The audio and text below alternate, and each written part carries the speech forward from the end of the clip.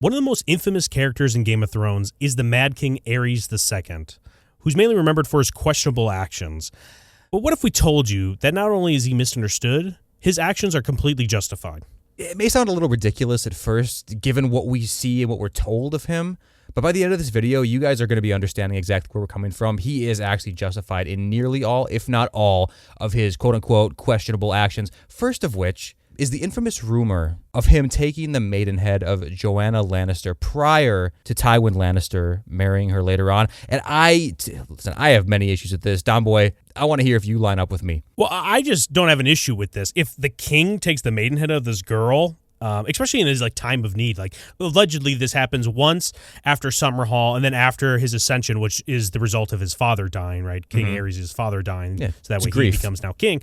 So yeah, it's kind of one of those grief. And maidenhead, who was there? Do we have any firsthand accounts of this? If Joanna Lannister happens to rub one out for old Aerys in his time of need, is that taking her maidenhead? We weren't there. We don't know. Also, her being attracted to this guy, not only because he's royalty, he's the prince, the heir, and now going to be king. Yeah, women love power. He's also, at this point, undisputedly a great guy and has a vision. I think we're going to talk about it later. I want to talk about his vision for the country. But what do you think? What do you think about this Joanna Lannister? First and foremost, it's not even a crime if he did this. She wasn't married at the time, and even if she was with Tywin, again, he's the king. It's really, you can't blame neither him or her, I think, in this situation, if it's a consensual thing. But I kind of think that could be shoved to the side for the sheer fact of Tywin, the pious man he is. He's extremely honorable. He's extremely ironclad in his beliefs and his self-respect. Do you really think that Tywin would have gone through on his marriage with Joanna Lannister if she did lose her maidenhead and he was unaware of it or uncool with it? I see two options here. One, it's a lie, and he didn't actually take her maidenhead. In reality, it was Tywin who took her maidenhead earlier in life, and then she later had sex with Aerys as well. And maybe that's true. Maybe it's a secret. Maybe it is disrespectful to Tywin. But again, Tywin would never know that because he already had taken her maidenhead prior, and that's the only reason why he's going on with the relationship. Or number two, it's all a lie, and Aerys never did, and he just kind of makes up this rumor to shit-talk Tywin, which isn't that bad. I mean, listen, the relationship falls out later on. What are you supposed to do?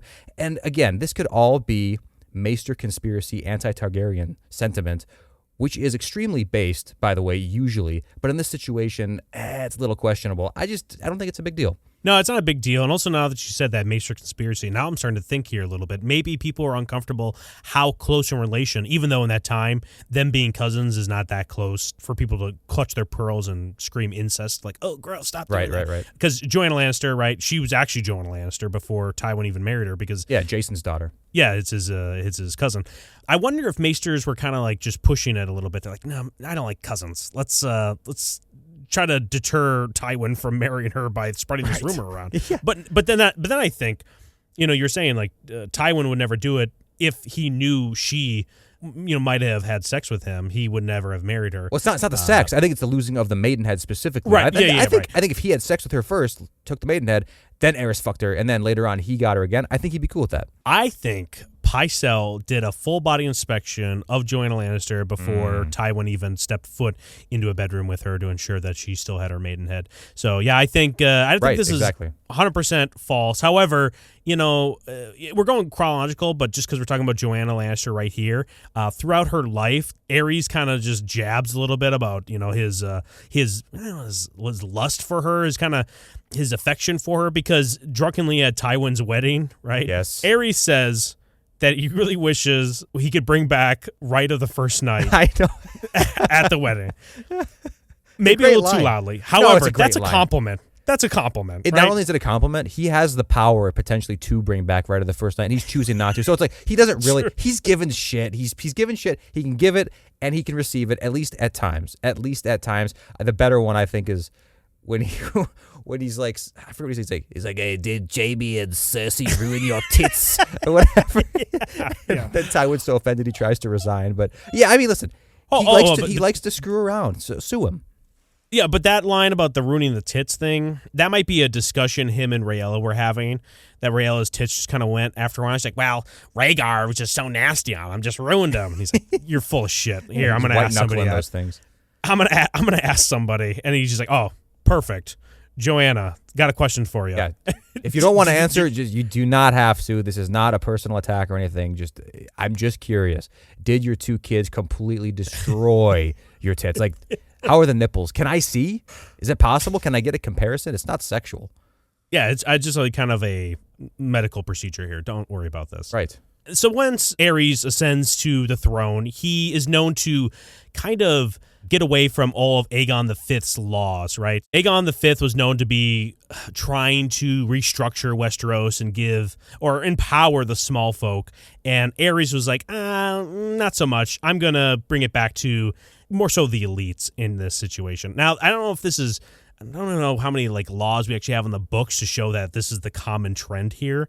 But I think Aegon V had an unhealthy relationship with the small folk, if we can all be honest. Oh, absolutely. Like, these were all laws. It's like a soft on crime mentality. And the reality is, as much as we want to think that the common man, they're all good holding hands, just trying to make a better life for themselves, it's not true. This is a savage civilization.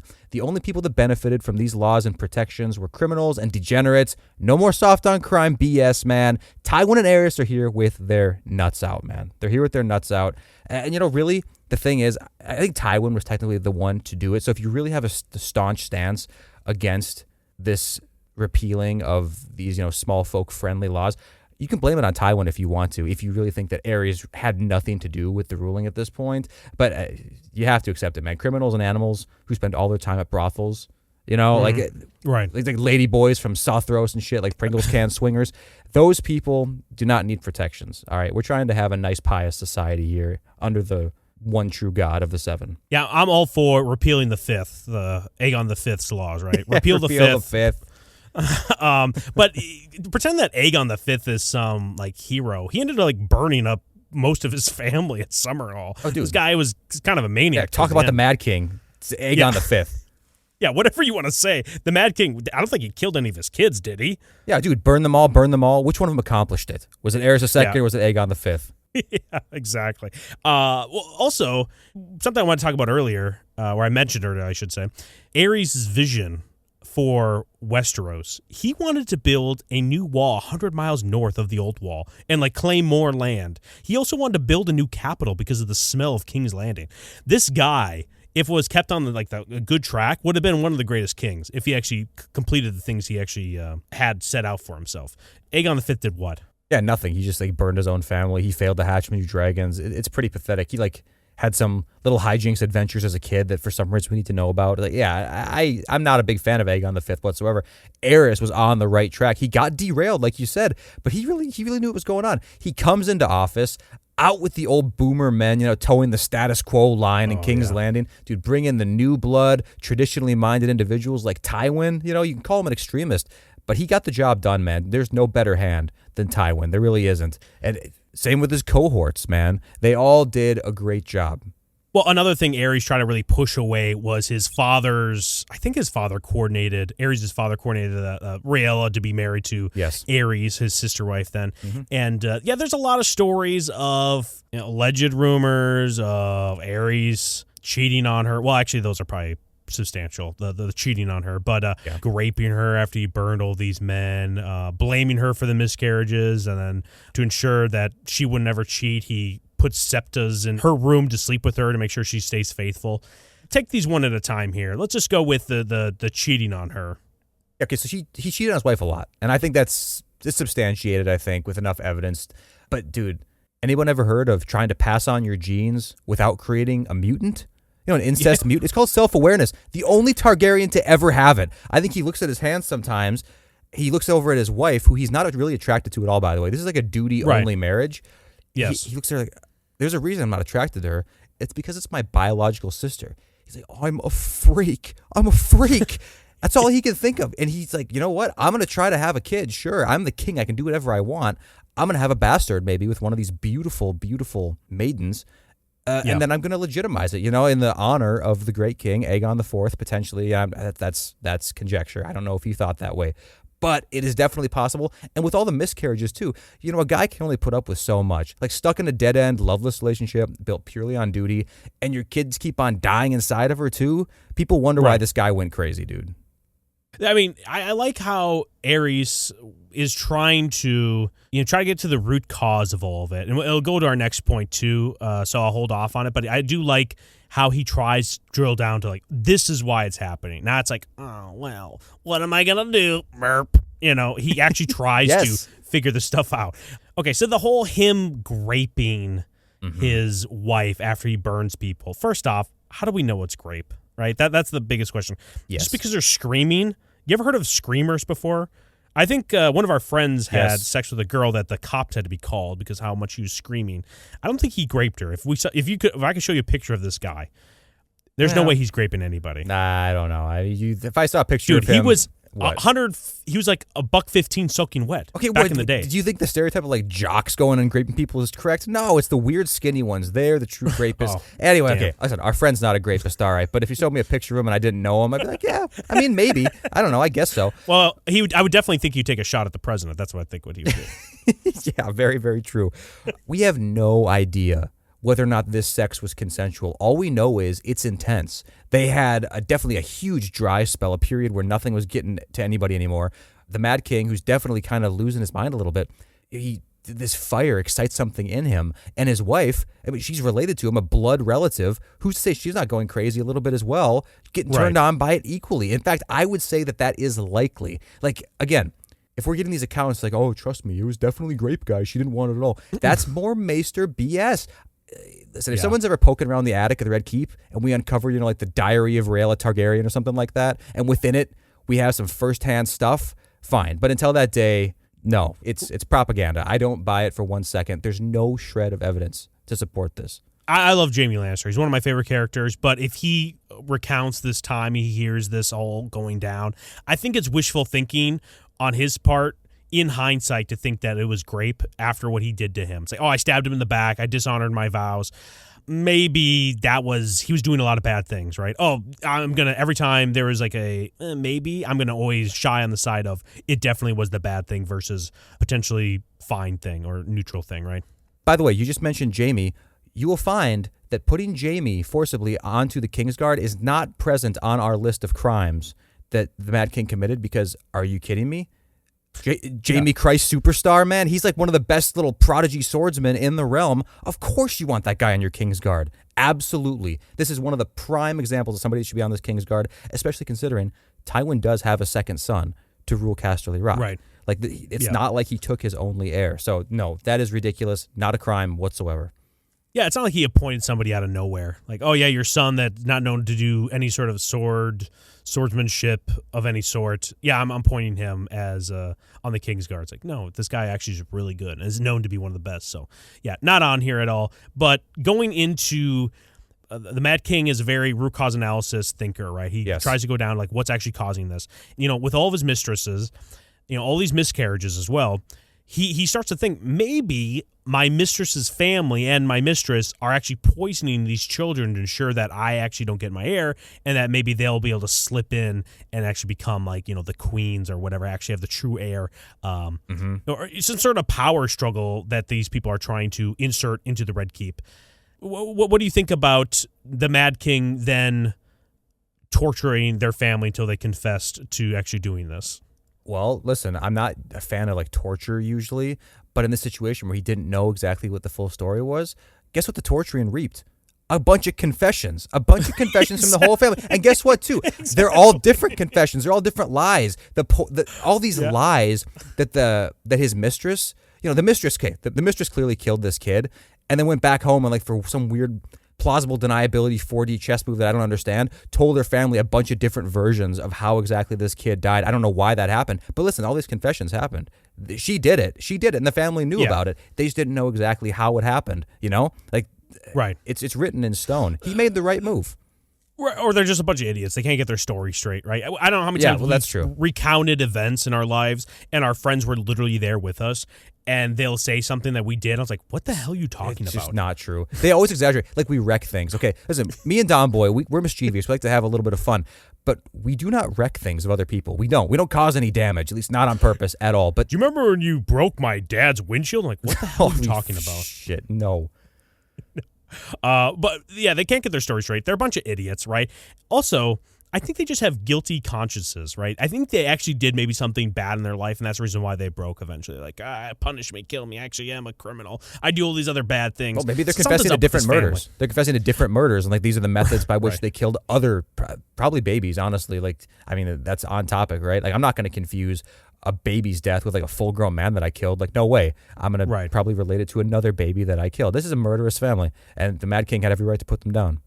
Well, another family I think that was up to no good that ended up potentially being the inciting incident to incur or to create the Mad King is the Darklyn massacre, right? Mm-hmm. When the Darklyns tried to have a little power struggle, a little negotiation with the Mad King, or excuse me, not Mad King, just King Aerys. Like, hey, come on over. Maybe you should listen to us. And the Mad King, some people said there was a dispute between Tywin Lannister and Aerys about, whether you should listen to him or not. I think King Aerys just wanted to be a good guy. He's like, I'll hear them out. You know what? If I'm going to do this to them, I'm going to say it to his face. I'm going to be a man about it. And then the Darklyns want to be little bitches and kidnap. Like, what a little bitch move, first and foremost. And then also to keep them there hostage. And then afterwards, the Mad King just decides to commit a genocide on their entire family and basically make their family go extinct. The house no longer exists. Yeah, well, guess what? How about don't kidnap the king, and then you won't have this repercussion happen to you, dude. I mean, it's that easy. You know how easy it is to not kidnap the king? One of the easiest things of all time. One of the easiest things of all time is to not kidnap the king, at least in my opinion. Let us know in the comments if you disagree with that. The Darklyns, they got a little too big for their britches, didn't they? They tried to, we want to be our own city-state. We want to be independent, basically secede from the realm. Yeah. At least to some extent. It didn't go through. Tywin, like a responsible hand, says, like, no, you're not doing that. He says, well, maybe if Aerys came and heard us out, then maybe we can work out something. And like you said, Aerys, relatively kind-hearted king, like he wants to hear people out. He wants to give everybody the benefit of the doubt. He's like, no, Tywin, I understand you're concerned, but these are my people. These are my people. I'm going to go and hear them out. And when they did, look what happened. Look what happened when he put his trust in the common folk. Do you really question why he went mad after the situation? He could have died. Yeah. No, he could have died.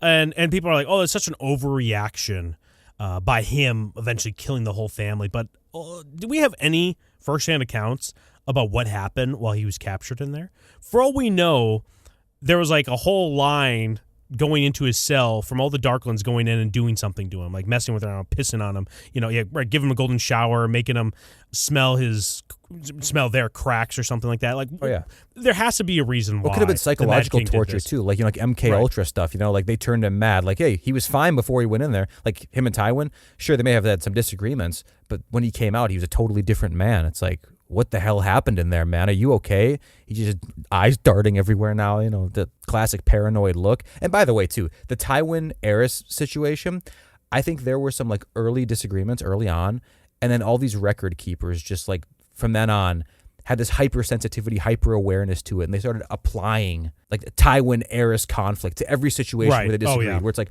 no, what if it's just like a political disagreement? Is every single thing that Aerys is doing to spite Tywin? What if they just see things differently sometimes? Why is that wrong? Oh, yeah, or when like when Tywin wants to appoint his brother to like Master of Arms in the Red Keep. Nepotism much? And then the Mad King's like, no. And they're like, oh, wow, how he slighted the hand. It's like, no, I think he's trying to put, Tywin's ambitions down a little bit, too. It's like, chill out, dude. You're like the number 2 guy here, and you keep trying to climb up. There's nowhere else to climb. There's nowhere else you can climb. You're right. It could also be kind of trying to put Tywin down a little bit. He is a very ambitious man. Well, I'll say this Darklyn massacre, this sent a message and prevented anything like this happening ever again, right? Like, this will not happen again. No family will even consider this. And if someone even hears a rumor of it, it's like, what the hell are you talking about kidnapping the king? Why would you even consider that? Do you know what that means for us? We all could die because of this stupid move you're doing. So that's a good message. That's something like, Tywin did this, right? Tywin did this in the Reigns of Castamere, right? So it's a good message to send when people start to get a little too big for their britches. Also, something you said, how hard is it not to kidnap the king? I was thinking to myself, maybe it's harder than we think if the king the whole time is saying throughout the negotiations, he's saying, what are you going to do, kidnap me? Why don't you just kidnap me then, huh? Kidnap me. That's then true. I'm he could tempted be asking to. for it. Yeah, he could be asking for it. If he's asking for it, it's going to be kind of hard because you know how it is. If somebody's asking you a question incessantly like that, as if you're not like, what are you going to do, kidnap me? You have to. You have to show your nuts. Yeah, I mean, he's pushing me there. Oh, yeah? Okay, so the last one, I think this is the biggest, most egregious thing that he does, right? And it plays right into what leads to Robert's Rebellion. The burning of Rickard Stark, and then not really the burning of Brandon Stark, but Brandon Stark, I think, is just hung kind of by the noose, right? As it's like he's trying to pull and grab the sword. He to hung save his himself, father. dude. He hung himself. Yeah. Yeah. What's our justification for this event, Gator? I think we've discussed it in a previous video. I think that Rickard was extremely belligerent, first of all. I think he came in here very, very pushy. I think that Aerys II is very hypersensitive at this point about lesser families and lesser kingdoms trying to rise up, and take things. And if Rickard comes in there and he's got a big attitude going on, he starts to sway the crowd a little bit in the room. He's the Warden of the North, so he's not just a lowly, he's not like the Darklyns, man. The Darklyns are just a noble house. He is a Stark. He is Warden of the North. If he sways enough opinion in the courtroom, hey, we might have a mutiny on our hands. You got to put that guy down, and you have to make a scene of it. He comes in. He's also coming in accusing your son, your beloved, noble, heroic son, of kidnapping his daughter, the Slut of the North. Yeah. Renowned across the realm, Slut of the North. And he's going to come in here and say this stuff to you? Accuse your family of this in front of gods and men? I don't think so. Right. Brandon comes in saying like, yo, what the hell's going on? Rickard, I don't know how much Rickard comes in and actually stirs up stuff there. Oh, he did. But I think we talked about it in one of our videos, where he comes in just, let's go Brandon right the whole time. Oh, hell yeah. Brandon Stark. Yes. But you can't allow this behavior, this big Stark energy getting into the Red Keep, or any kind of big energy from a noble house like this. If you're just going to allow this behavior all the time, and it's bad enough people are spreading rumors, it's just going to get worse for you. Think about what happened last time somebody with big Stark energy waltzed into the Red Keep. Cregan Stark back in the Dance of Dragons era, dude. He took over that place. He put them all to ice. He put them all to ice, man. He won over the Lannisters immediately, and he went to work, right? And it was actually pretty cool. It was very cool, but you can't have that happen under your watch. It's the end of your dynasty, potentially, in that situation, and it is here. And if in regards to the Brandon thing, too, I said it, he hung himself, and he really did. They put a noose around his neck, as in, like, what are you supposed to do? He's a big, muscular man. You have to control him somehow. It's like, you got to restrain him. You don't want to get super close to him because he could tear you apart. So what do? Little lasso, throw it, pull that noose tight, and guess what? If he doesn't move, if he doesn't try to run away from you or run toward the sword or whatever, he's going to live to see another day. Well, but also, I'm thinking to myself, maybe the Starks are just so incompetent, right, that also it's within perfect reaching distance, and somehow he's like choking himself. It's like a dog, right? Whenever you see them choking on their car, like, what are you doing? It's like, right. Like, why are you choking? Like, there's plenty of space. Yeah, it might be a little difficult, and it might hurt you a little bit, but what are you doing? The Starks aren't the brightest bulbs. Coming down here, Ned Stark basically start to finish season 1 or book 1 is not a tour de force when it comes to intelligence. So I just have a thought that maybe these guys aren't the brightest bulbs, and they're kind of self-inflicting this as well. And also, King Aerys choosing his champion as Wildfire, or just fire in general, it's kind of awesome move, right? I mean, if you're going to have a trial by combat, and there's nothing in the rules that says you can't just claim fire to be your champion. I mean, I guess, hate the game, not the player, right? I hate the game, not the player. No one ever says, show me in the rules where it says you have to choose a living human being to be your champion. It's actually super cool. Like, Wildfire, unlimited, doesn't need food for energy or whatever. Right. It won't complain, won't bitch. It's the only way to go. If I have access to Wildfire, yeah, that would be my champion, absolutely. I can set it up first. I guess maybe you could technically say that his, Firemancers or whatever they are, Pyromancers, maybe we're like the real champion if you want to apply a human to it or whatever. Sure. But you know what? Saying it's Wildfire, it's kind of cute, right? It's a nice gimmick. I like it. It's a good shtick. Yeah, and it plays into his house words, fire and blood. Right, and also, just to put a cap on this, burn them all. He said burn them all. We understand. He said burn them all. Did he burn them all? No, he did not. That honor belongs to his grandfather, Aegon the Pathetic Fifth. Repeal the Fifth. Hey, thanks for watching this video. Be sure to subscribe if you want to see more content like this, and smash that like button. Or not. We don't care.